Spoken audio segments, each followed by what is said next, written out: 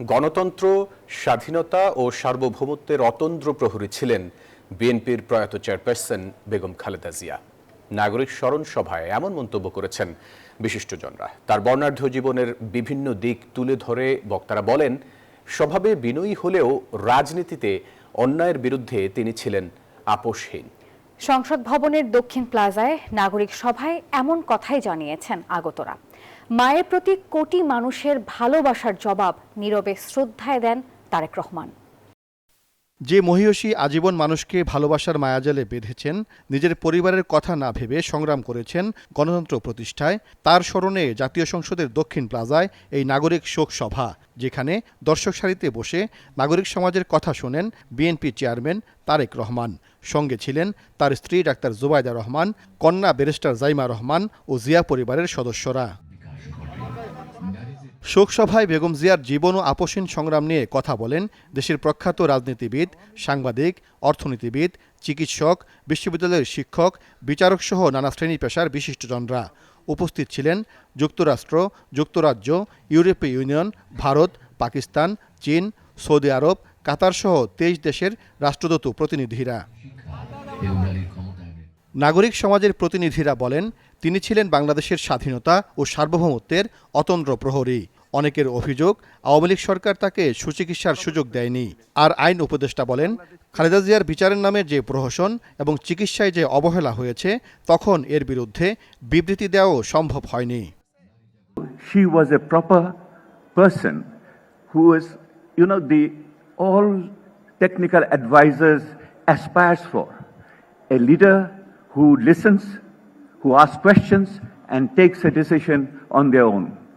অনেকেই প্রশ্ন করেন যে ম্যাডামকে কি স্লো পয়জনিং করা হয়েছিল। আমার as a specialist, as her chief physician, আমার উত্তর হচ্ছে methotrexate was a drug that accelerated her fatty liver disease to cirrhosis of liver. In that context, that drug acted like slow poison.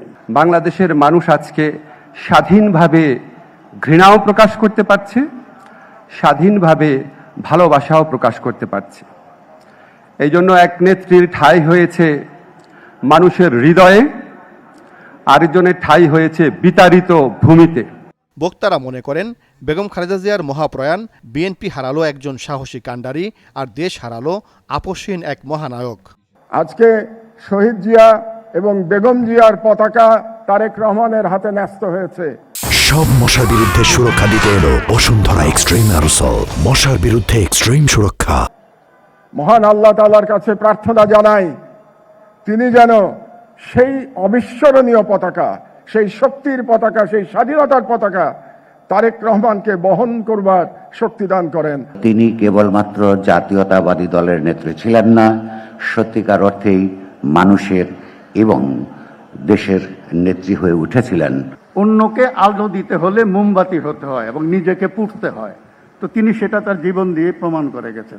নাগরিক শোকসভার আহ্বায়ক doctor Mahbubullah বলেন, বেগম জিয়া ছিলেন দেশ গঠনের এক কিংবদন্তি, জাতি তাকে চিরদিন মনে রাখবে।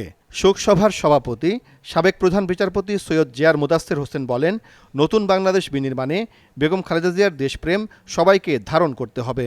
রাজনৈতিক সংগ্রাম, ব্যক্তিগত বেদনা ও কঠিন সময়ের মধ্যেও তিনি ধৈর্য ও আত্মমর্যাদার পরিচয় দিয়েছেন।